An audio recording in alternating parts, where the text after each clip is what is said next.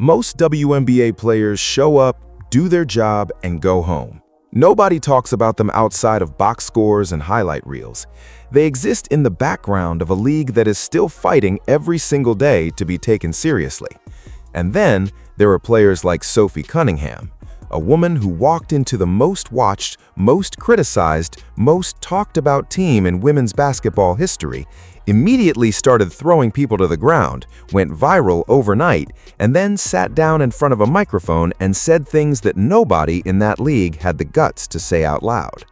What she revealed didn't just surprise people, it completely dismantled the story that most of the sports world had already decided was true. And to understand how any of this happened, you have to go back to a single day in January 2025, the day Sophie Cunningham's entire life flipped upside down. January 31st, 2025 started like any other day in the off-season. Players were training, rumors were circulating, and the WNBA was quietly doing what it always does in the winter, existing just below the surface of mainstream sports conversation. And then the news dropped. A 10-team mega trade, one of the most complex roster moves in the history of the league, sent shockwaves through the entire sport. Players were being reshuffled across the country, contracts were being restructured, and in the middle of all that chaos, one name stood out more than any other. Sophie Cunningham, 6-year veteran of the Phoenix Mercury, dependable shooter, fearless guard, known for her toughness and her willingness to do the dirty work that most players quietly avoid, she had been traded to the Indiana Fever. Now, on paper, a trade is just a trade. Players move around. It happens in every professional sport every single season. But this was not just any trade, and the Indiana Fever is not just any team. This is the franchise that is home to Caitlin Clark, the most scrutinized, most polarizing, most talked about athlete in the history of women's basketball. The Fever don't just have cameras on them, they have a spotlight so intense that every single thing that happens inside that organization gets picked apart, debated, and turned into content within minutes. National media attention, endless social media commentary, fans who are fiercely devoted, and critics who are just as fiercely opposed. Walking into that environment is not just a basketball challenge, it is a full-scale test of who you actually are as a person. And Sophie Cunningham was about to find out exactly what she was made of.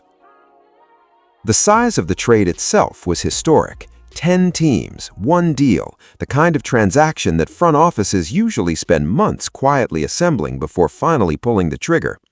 Cunningham didn't get a gentle introduction. She didn't get a slow transition period where she could ease into the new city, get comfortable with the new coaching staff, and quietly find her place on the roster.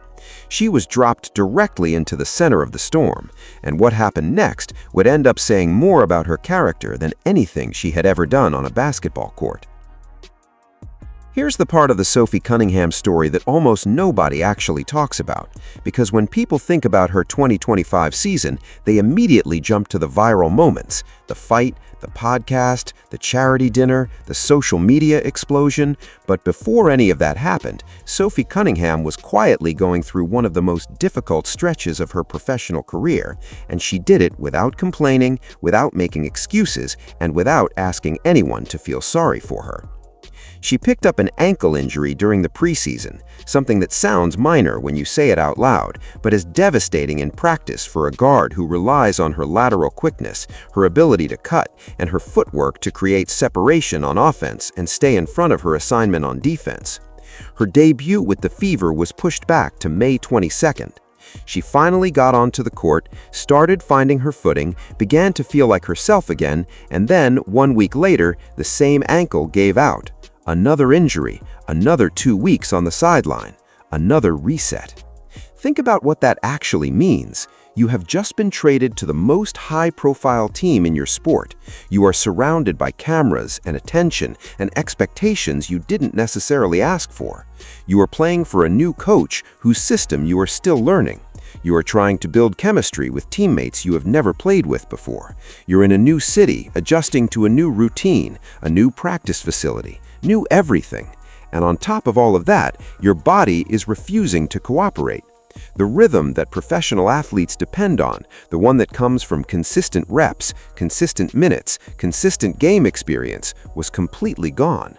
She had to build it from scratch, twice. Those early weeks were rough. The chemistry wasn't there yet. The momentum wasn't there. People inside and outside the organization were genuinely questioning whether the trade had been a mistake, whether Cunningham could fit into this system, whether she could stay healthy, whether she could contribute to a team that was already dealing with enough uncertainty.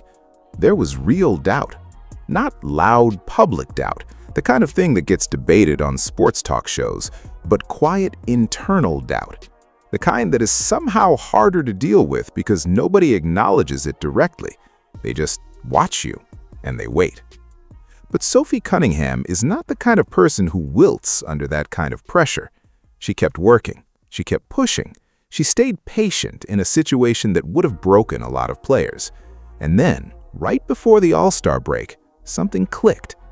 She was added to the starting lineup, and the difference was immediate. Over 13 games as a starter, Cunningham averaged over 11 points per game and shot better than 51% from the field. She wasn't just contributing, she was arguably the team's most consistent offensive performer during that stretch. The trade was starting to make sense. The investment was starting to pay off. And then came June 17th. The Fever were hosting the Connecticut Sun, and the game had been physical from the opening tip. The kind of game where bodies are flying, calls are being missed, and the energy in the building is just slightly too hot. And then, in the third quarter, DeJounte Carrington jabbed her fingers directly into Caitlin Clark's eye. It was the kind of foul that walks the line between aggressive defense and something uglier. Clark went down, the call was made, and the game moved on the way these things usually do. A shrug, a free throw, next play. Sophie Cunningham did not shrug. 1 quarter later, she grabbed Carrington and pulled her to the ground, right there, in front of everyone, on national television, with every camera in the building pointed directly at them. It was immediate, it was deliberate, and it was completely unambiguous. She saw what happened to her teammate, she waited, and then she made sure that everyone in that gym understood exactly where she stood. Both players were ejected, the game went on, and Sophie Cunningham became famous overnight. Social media didn't just react, it detonated. Her TikTok following jumped from 300,000 to over 2 million in a matter of hours. Her Instagram gained hundreds of thousands of new followers before most people on the East Coast had even gone to sleep. Her name was trending. Sports media was dissecting every frame of the clip. People who had never watched a WNBA game in their lives were suddenly weighing in on what she did and what it meant. And when she finally addressed it publicly, she didn't hedge, she didn't backpedal, and she didn't offer any kind of carefully worded non-apology designed to make the story go away. She said she would always defend her teammates. She said she had absolutely no regrets. She confirmed that the league had fined her roughly $900, and she said it all with the calm, matter-of-fact energy of someone who had already made peace with every possible consequence before she ever made the move. The fine didn't rattle her. The attention didn't change her. She stood exactly where she had been standing before all of it happened. And that, more than the viral clip itself, is what made people pay attention in a completely different way. If the June 17th incident turned Sophie Cunningham into a viral sensation, what came next turned her into something more complicated and more interesting than that. Because it wasn't just about one fight. It wasn't just about one moment of loyalty caught on camera. It was about what she started saying, out loud, on record, without anyone forcing her hand, on her brand new podcast. She launched Show Me Something alongside her childhood friend Wes Wilson, a reality television personality, and from the very first episode, it was clear that this was not going to be a carefully managed PR platform.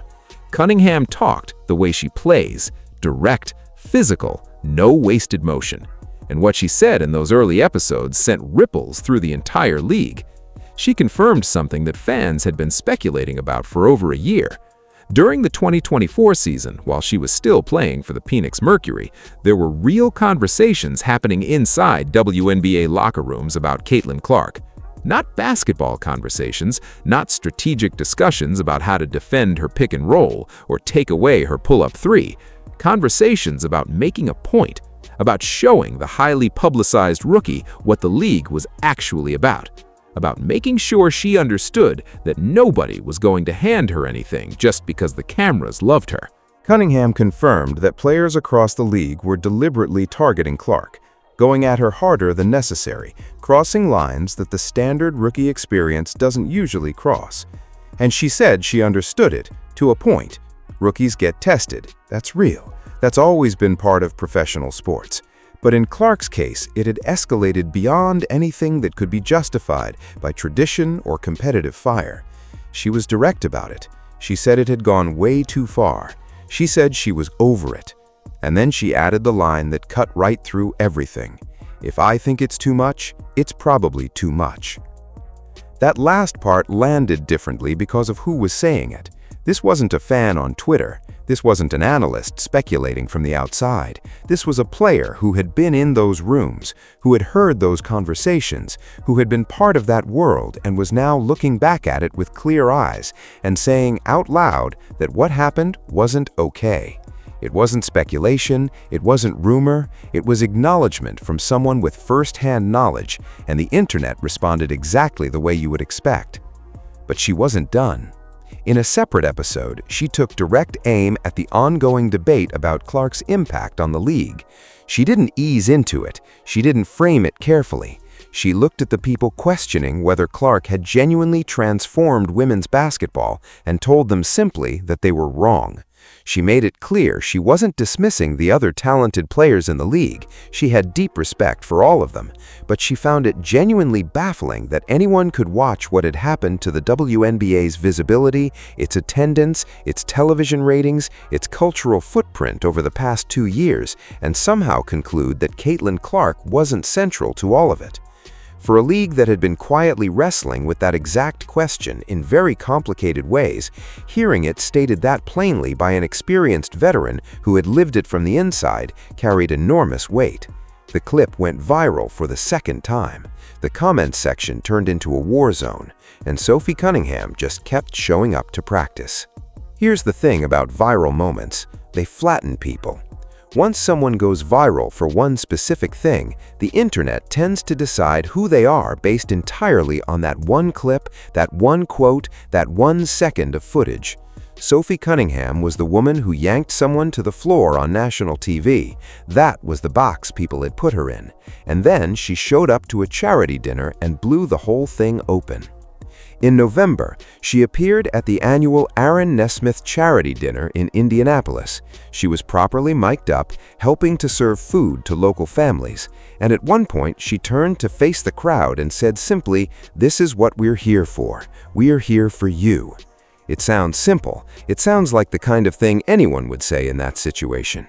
But here's the detail that changed everything. Her 1-year contract with the Fever had already expired. She was an unrestricted free agent. She had zero obligation to be there. She wasn't getting paid to show up. Nobody had called her and told her it would be good for her image. She just came. She rolled up her sleeves. She started serving. Fever fans lost it. The video spread just as fast as the Carrington takedown had. Comment after comment calling for the organization to sign her permanently. People who had dismissed her as just another tough player suddenly seeing something else entirely. And even people with no connection to the WNBA, people who had stumbled onto the clip from somewhere completely unrelated, found themselves stopping to watch. Because there is something about that specific combination, someone who will fight for you on the court and then quietly serve dinner to strangers with no contract and no cameras rolling for their benefit, that just cuts through. She grew up on a farm in Columbia, Missouri. Her identity, by her own account, is rooted entirely in the values she was raised with: hard work, faith, showing up, not making it about yourself. That charity dinner wasn't a performance. It was just her being exactly who she has always been, in a situation where most people with her level of newfound fame would have found an excuse not to be there. And then she started talking about what Caitlin Clark is actually like off the court, and nearly everyone who heard it was caught completely off guard. The public image of Caitlin Clark is polished and precise. She is composed in press conferences, she is articulate in interviews. She carries herself like someone who has been preparing for this level of attention for a long time. The version of her that most people see through television cameras and social media clips seems almost untouchable, a perfectly calibrated superstar moving through the world with quiet confidence and effortless control. Cunningham completely dismantled that image. During an appearance on the Like a Farmer podcast, she was asked about her favorite Clark story from off the court, and what she said sounded less like a carefully considered media answer and more like something she'd tell you over dinner. She said Clark is genuinely, deeply, unironically a dork, a big old dork, in her exact words. Someone who loves basketball with a sincerity that borders on obsessive, who is completely genuine, totally unpretentious, and absolutely hilarious in the most understated possible way. She talked about how disarming it was to meet someone carrying that much public attention and discover that the person underneath was just real, modest, silly. Exactly what you'd want a person to be when nobody's filming. To the millions of people who only ever see Clark through press conferences and endorsement deals, that description was oddly humanizing. It made her feel like an actual person rather than a symbol. And it said something about Cunningham, too, that this is how she talks about her teammates, with warmth and specificity and zero interest in making herself look good at someone else's expense. Their dynamic off the court became its own ongoing story. When Cunningham was asked which teammate she would absolutely never trust with her social media accounts, she answered without even pausing, Caitlin Clark. Because, she explained, Clark is an instigator. She would post something designed to create maximum chaos and then sit back and watch the fire spread with complete satisfaction. Coming from Cunningham, that description felt like the highest possible compliment. Their public back and forth, the inside jokes, the light trolling, the mutual ribbing in front of their combined fan bases became appointment content for people who followed the fever. Cunningham posted a video of herself and teammate Lexi Hall in swimsuits in August, jokingly pitching it as a recruitment effort for bikini sponsors, and made a crack about the two of them being Indiana Fever mermaids on the way to a game. Clark's response was exactly what you would expect from someone Cunningham had described as a natural chaos agent. When the Show Me Something podcast account responded to a fan asking about a potential Clark appearance with a cryptic "soon," the speculation that followed was genuinely unhinged in the best possible way. These two had figured out how to be entertaining together without it ever feeling forced, and the audience couldn't get enough of it. And then August arrived, and the season that had been building towards something genuinely exciting collapsed in a way that nobody could have scripted. The Indiana Fever's injury situation went from bad to catastrophic in the span of just a few weeks. Caitlin Clark, the player around whom the entire franchise had been constructed and marketed, went down with a combination of injuries, quad strain, bone bruise, groin, that limited her to just 13 games over the entire season. 13 games for the player who had transformed the league's visibility and driven its biggest commercial moment in years. It was the kind of injury disaster that makes you question everything you thought you understood about how seasons are supposed to go. And Cunningham was right there with her. On August 17th, Connecticut Sun guard Brianne January collided with Cunningham's leg during the game. The diagnosis came back brutal: torn MCL. Surgery was scheduled. Season over. The woman who had clawed her way into the starting lineup, who had averaged over 11 points per game in that role, who had become one of the most genuinely beloved presences on the team in the space of a single summer, gone, just like that. She watched the playoffs from the bench, watched a Fever team so decimated by injuries that they were operating on emergency roster rules, somehow push the eventual champion Las Vegas Aces to 5 games in the semifinals. That team's fight was astonishing, but sitting there watching it without being able to contribute must have been its own particular kind of difficult, especially for someone who had worked as hard as she had to earn her place in that starting 5. Her one-year contract had been worth $100,000. For context, that is not a typo and it is not a mistake. $100,000 for a full season of professional basketball at the highest level of the women's game. And when the season ended, that contract expired, making her an unrestricted free agent in a league whose labor situation had become genuinely unstable. The WNBA and the Players Association had hit a wall in their collective bargaining negotiations. Nobody knew exactly when free agency would officially open. Nobody knew what the salary structure was going to look like for the upcoming season. The whole league was operating in a kind of suspended uncertainty that made planning impossible and made every player's future feel contingent on decisions being made in rooms they weren't in. Into that vacuum stepped Project 3, a brand new international 5-on-5 touring league that came in with an offer that put the WNBA's entire pay structure into uncomfortable focus, more than $2 million a year, roughly 8 times what the top WNBA salary had been. For a player who had just spent an entire season earning $100,000, that number represented something significant beyond just the money. It represented recognition. It represented a market that had decided her value was real and was willing to back that assessment with actual dollars. She signed, and while she was waiting for her knee to heal and for the league's labor situation to resolve itself, she started building. The podcast kept growing. Sponsorship deals came in. Her social media presence expanded in ways that went well beyond basketball content. She was developing a genuine public career, not just an athlete with a platform, but someone who had figured out how to use visibility in a way that would outlast any single season or any single team.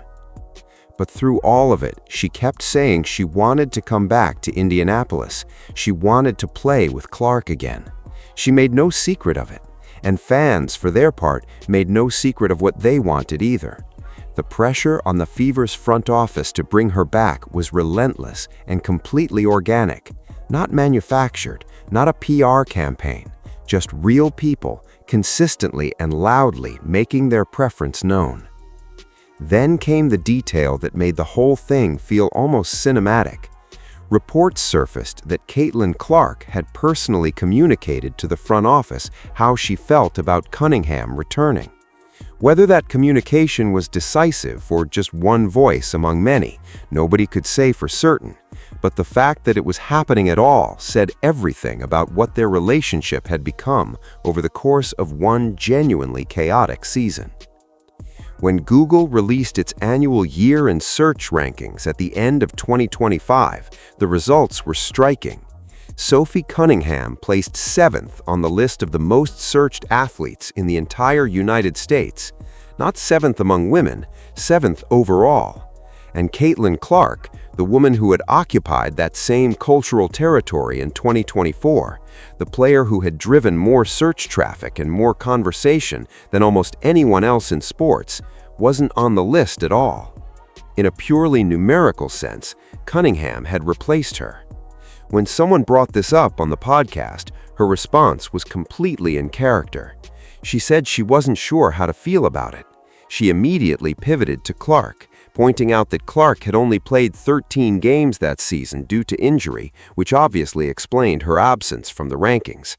And then, almost as an afterthought, she acknowledged that it was kind of cool to be the only woman in the top 10. No performance, no celebration, no extended moment of self-congratulation, just a quick, honest, slightly bewildered acknowledgement that something unusual had happened, followed immediately by a thought about her teammate. That response, more than anything else she said all year, probably tells you the most about who Sophie Cunningham actually is. The CBA was finally resolved in March 2026. The negotiations that had frozen the league's labor landscape for months reached a conclusion. Free agency opened, and the future that had been sitting just out of reach started to come into focus. The 2026 WNBA season is scheduled to tip off on May 8th. Caitlin Clark, fully recovered from last season's injuries, went into the offseason at the absolute peak of her game, leading Team USA in every major statistical category and winning MVP honors at the FIBA Women's World Cup qualification tournament. The Fever, assuming health holds, are setting up to field what should be the most complete and formidable roster in the franchise's recent history. And two expansion teams, Toronto and Portland, are joining the league, which means the expansion draft adds another layer of roster uncertainty for every existing franchise as they work to protect their most valuable players. And Sophie Cunningham, the woman who arrived as a trade piece, became an enforcer, went viral twice in the same summer, watched her season end on the operating table, built a media career from a hospital bed, never stopped telling the truth, and never stopped saying she wanted to come back, is waiting to find out if she gets to return to the team and the city that turned her into something she probably never fully anticipated becoming. What happens next is genuinely uncertain, but what has already happened is not. She showed up to serve food to strangers when she didn't have a contract. She told the truth about what was happening in locker rooms when nobody asked her to. She stood up for her teammate in front of a national audience when the easier thing, the professional thing, the thing that keeps you out of trouble, would have been to let it go and get back to playing basketball. None of that was calculated. None of it felt like brand management or image crafting or the kind of careful, strategic self-presentation that fills most professional athletes' public personas. It felt like someone who had simply decided at some point before any of this started who she was going to be, and then went ahead and kept being that person, regardless of the circumstances, the cameras, the contract status, or the consequences. That is not a brand. That is a person, a specific, particular, fully formed human being who walked into the loudest room in women's basketball, refused to be quiet, refused to be careful, refused to be anything other than completely herself, and somehow ended up being exactly what that room needed. Some WNBA players show up, do their jobs, and go home. And then there's Sophie Cunningham. And that's precisely why nobody can stop watching.